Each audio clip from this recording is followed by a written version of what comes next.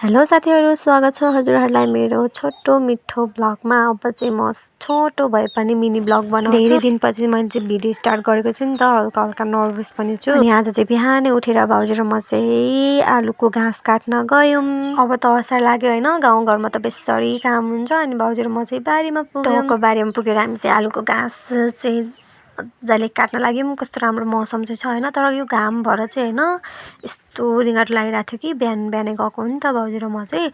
अनि अरू दिदी दाइको चाहिँ आफ्नै काम छ, त्यसैले उनीहरू चाहिँ आउनु भएन। दिदी त बिरामीबाट सुतिराख्नु भएको थियो।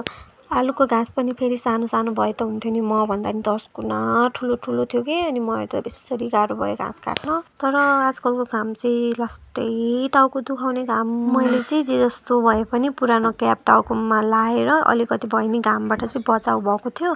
मेरो चाहिँ के बानी नराम्रो छ भन्दा मलाई बिहानै उठेर चिया तातो पानी चाहिँ खानै मन लाग्दैन। अनि तातो पानी खायो भने चाहिँ भमिट आउँछ। त्यो तातो पानीको गन्ध मन पर्दैन क्या मलाई चाहिँ, मेन कुरा। भाउजू र म चाहिँ बिस्तारै बसी घाँस काटिरहेको थियौँ, रमाइलो भयो। मौसम हेर्नु कस्तो राम्रो छ। अब चाहिँ हामीले घाँस काटिसक्यौँ। अब चाहिँ हामी घर जान्छौँ। सबै बारी सकाइसक्यौँ भन्दाखेरि नि अझै बारीहरू छ, अब घर जान्छौँ। खानासाना खाएपछि हाम्रो चाहिँ फेरि काम सुरु हुन्छ। Thank you for watching.